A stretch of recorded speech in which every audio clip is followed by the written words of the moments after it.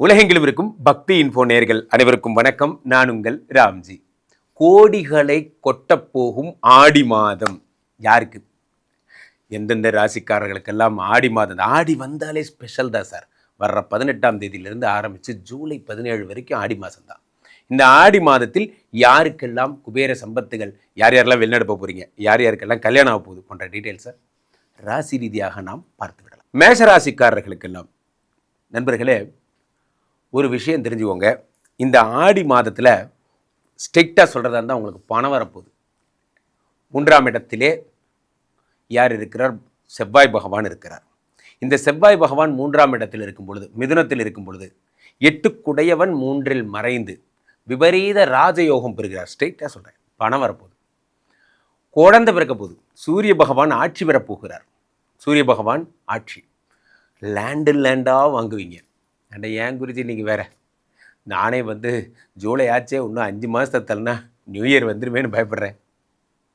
இது வரைக்கும் எதுவுமே சம்பாதிக்கலை இந்த வருஷம் தொடங்கி. மேஷராசிக்காரர்களுக்கு 7.5 சனி இந்த 6 மாதத்தையும் விழுங்கி விட்டது என்று தான் சொல்ல வேண்டும். நல்ல வேளைக்கு ஜூலை 27 இந்த மாதம் ஆடி மாதத்தில் ஜூலை 27 சனி பகவான் வக்கரமாகிறார். ஸோ சனி வக்கர பலன்கள் ஏற்கனவே நம்ம சொல்லியாச்சு. பக்தி இன்ஃபோவில் போய் பாருங்கள்.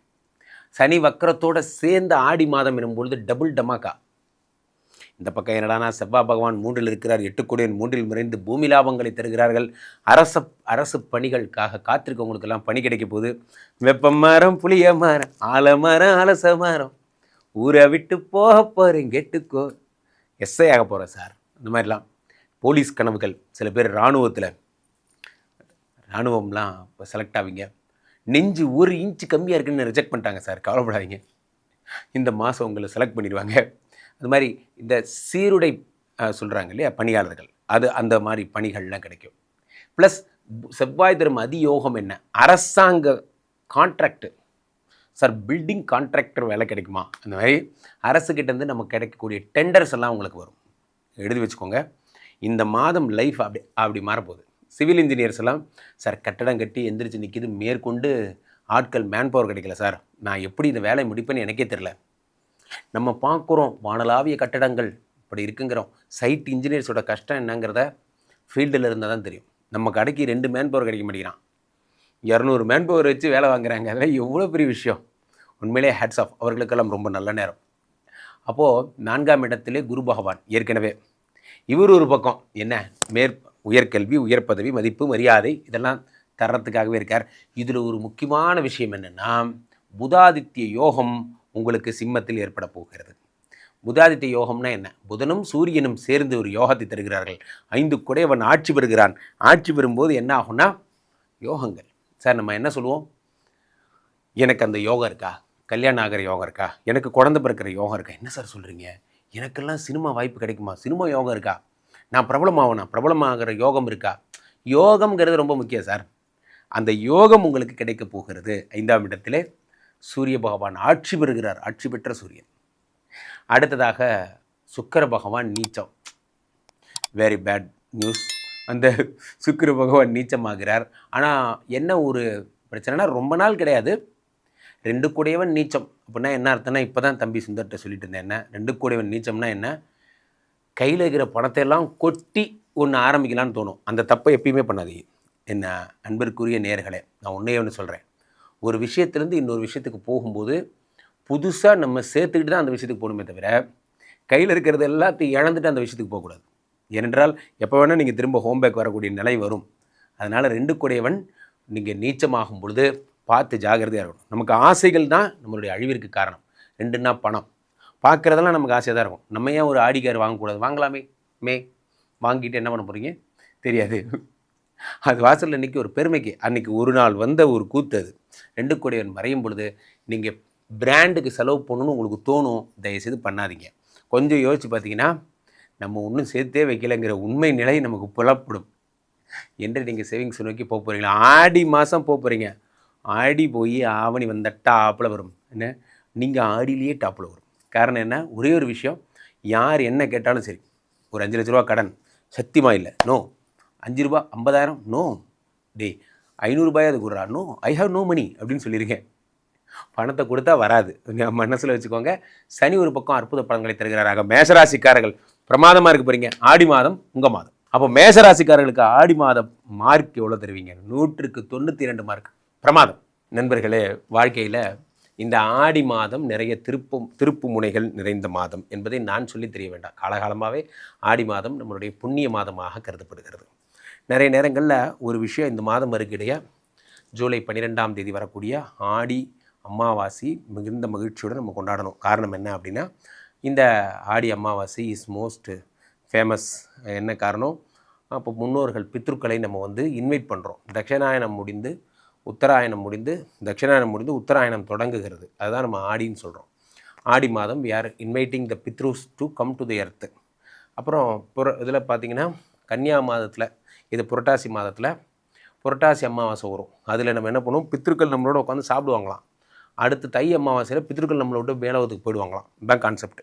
திரும்பவும் தட்சிணாயனம் ஸ்டார்ட் ஆகிடும். தட்சிணாயனம் என்பது மேலோகத்தில் இருக்கிறது, உத்தராயணம் என்பது நம்ம கூட இருக்கிறது. ஸோ இதுதான் கான்செப்ட். இப்போ ஆடி மாதம் நம்ம கூட நம்ம முன்னோர்கள், நம்ம பித்ருக்கள் நம்மளோட வாழ்கிறாங்கங்கிறது தான் கான்செப்ட். இந்த ஆடி மாதம் துவங்கி அடுத்து தை மாதம் வரையிலே இருக்கின்ற மாதங்கள் எல்லாம் நம்மோட மாண்டவர்கள், நம்ம இறந்து போனவங்களாம் நம்மளோடு இருக்கிறார்கள் என்பது நம்ம கருத்து. அவ்வகையில் அது நம்ம முதல் மாதம். இது மாதத்தின் முதல் மாதமே குரு பகவான் உச்சம் பெற்று அவரோடு சுக்கிரன் இருந்து வர்ற பித்ருக்களை வெல்கம் பண்ணுறாங்க.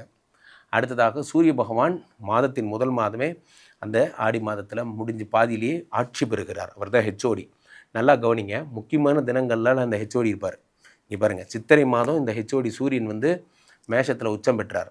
அதுக்கப்புறம் அந்த ஆடி மாதம் சூரிய பகவான் வந்து என்ன பண்ணுறாரு, ஆட்சி பெறுகிறார். இதுக்கப்புறம் அப்படி பாருங்கள், திரும்ப நமக்கு தை மாதம் பிறக்குது இல்லையா, அப்போ மகரத்துக்குள்ளே இந்த சூரிய பகவான் நுழைஞ்சு மகர சங்கராந்தியாக கொண்டாட வைப்பார். ஆக இந்த சூரியன் வந்து ஒரு பக்கம் நம்மளை ஆண்டு கொண்டு இருக்கிறார். ஸோ இதெல்லாம் இதுக்குள்ளே இருக்க சூட்சுமங்கள். ஸோ அப்போ இந்த சூரியன் ஆட்சி பெறுகின்ற இந்த ஆடி மாதத்தில் சந்திரனுடைய வீட்டுக்கு சூரியன் வருகை தருகிறார் என்பது தான் ரொம்ப ஸ்பெஷல். அப்புறம் வந்துட்டு அவர் சிம்மத்துக்கு வந்துடுறார். அப்போ இந்த ஆடி மாதம் முடிஞ்சதுக்கப்புறம் தான் வந்து சிம்மத்துக்கு வர்றார். இப்போது என்ன கான்செப்ட் அப்படின்னா, அம்மாவை தேடி அப்பா. கடகம் என்பது மாத்திருக்காரகன் சந்திரனுடைய வீடு, சூரியன் என்பது பித்ருகாரகன் சூரியன் வந்து அம்மாவை தேடி போகிறார், அம்மா வீட்டுக்கு போகிறார். அப்போ சிவன் பார்வதியை தேடி போகிறார் அப்படிங்கிற கான்செப்டில் தான் நம்ம என்ன பண்ணுறோம், மாரியம்மன் கோயில் வழிபாடெல்லாம் பண்ணுறோம். மாரியம்மனை தேடி சிவன் வருகிறார் என்பது நம்ம நம்பிக்கை. ஸோ சந்திரனுடைய வீட்டில் சூரியன் வருகிறார் என்பது நம்பிக்கை. இதான் கான்செப்ட். ஸோ அப்போ ஆடி மாதம் இத்தனை சிறப்புடைய மாதம். அப்போது இந்த மாதத்தில் சூரியனாரை வழிபடுவது, இந்த மாதத்தில் அம்பாளை வழிபடுவது. அதனால தான் சொல்லுவாங்க, ஆடி மாதம் முழுவதும் காப்பு கட்டி அம்பாளுக்கு நம்ம வந்து என்ன பண்ணுறோம், இந்த மாதிரி வந்து இது பால் குடம் போன்ற விஷயங்கள்லாம் பண்ணி அம்பாளும் இவர் வந்து மகிழ்ந்திருக்கும் நேரம், இறையனாரும் இறைவியும் மகிழ்ந்திருக்கும் நேரம் என்பதால் சாமானிய மனிதர்கள் நாம் மகிழ்ந்திருக்க வேண்டாம், அந்த மாதத்தை புண்ணிய மாதமாக நாம் கருத வேண்டும் என்பது நம்ம நம்பிக்கை. ஸோ இந்த மாதம் நீங்கள் யாரெல்லாம் பக்கத்தில் இருக்கிற மாரியம்மன் கோயிலுக்கு சென்று மாரியம்மன் வழிபாடு செய்கிறீர்களோ, யாரெல்லாம் பக்கத்தில் இருக்கக்கூடிய காளியம்மன் கோயில்களுக்கு சென்று காளியம்மன் வழிபாடு, இந்த மாதிரிலாம் இந்த மாதம் முழுவதாக கங்கை அம்மன் வழிபாடு, பாஞ்சாலி வழிபாடு, திரௌபதி அம்மன் வழிபாடு போன்ற நாட்டார் குல வழிபாடுகள்லாம் இந்த மாதம் ஃபுல்லாக நடக்கும். இதில் கலந்துட்டாலே போகும், உங்களுக்கு இந்த கிரகங்கள் ஒன்றும் பண்ண போகிறதில்ல. ஆஃப்டர் ஆல் கிரகங்கள் அவ்வளோதான். அதை நம்ம அப்படி நினைக்கணும். ஆனால் நம்ம என்ன பண்ணுறோம், ரொம்ப ஃபோக்கஸ் பண்ணி பார்த்துட்டே இருக்கோம்.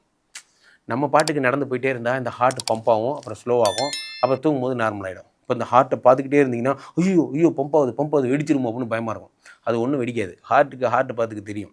அந்த மாதிரி சூரிய பகவான் ஆட்சி போட்டார் அவ்வளோதான். இப்போ நாளைக்கு நான் ஹாஸ்பிட்டலில் படுத்துக்குவேன், நாளைக்கு நான் எனக்கு உடம்பு சரியில்லாமல் போயிடும். இந்த மாதிரிலாம் நீங்கள் ஸ்கெடியூல் போடும்போது தான் லைஃப்பை பற்றி பயமே வருது. நீங்கள் இதை பாட்டுக்கு விடுங்க.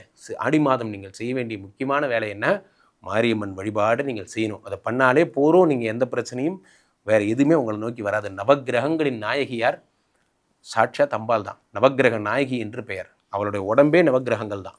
அதனால தான் நம்ம வந்து நவக்கிரக நாயகியாக அவளை வழிபடுகிறோம். ஸோ மாரியம்மன் வழிபாடை செஞ்சு பண்ணால் உங்களுக்கு எந்த ப்ராப்ளமும் வராது. ஸோ அப்போது கீழே போய்ட்டுருக்க இந்த நம்பர் 2 நம்பரை கூப்பிடுங்க. உங்களுடைய சொந்த ஜாதகத்தை பார்த்து கொள்ளுங்கள். உலக புகழ் வாய்ந்த நமது விஸ்வரூப விஷ்ணுமாயா எழுந்தரில் இருக்கக்கூடிய புனிதமான இந்த ஸ்ரீமடத்திலே தினசரி நடக்கின்ற விஷ்ணுமாயா ஹோமங்களில் கலந்து கொள்ளுங்கள். என்னை தொடர்பவர்கள் ராம்ஜி சுவாமிகளிடம் என்னுடைய இன்ஸ்டா பேஜையும் ஃபாலோ பண்ணிக்கோங்க. உங்களுக்கு எப்பயுமே ஒன்று சொல்கிறேன், பக்தி இன்ஃபோவை தவிர மற்ற சேனல் பார்க்காம இருந்தீங்கனாலே லைஃப்பில் பீஸ்ஃபுல்லாக இருப்பீங்க. நன்றி, மகிழ்ச்சி.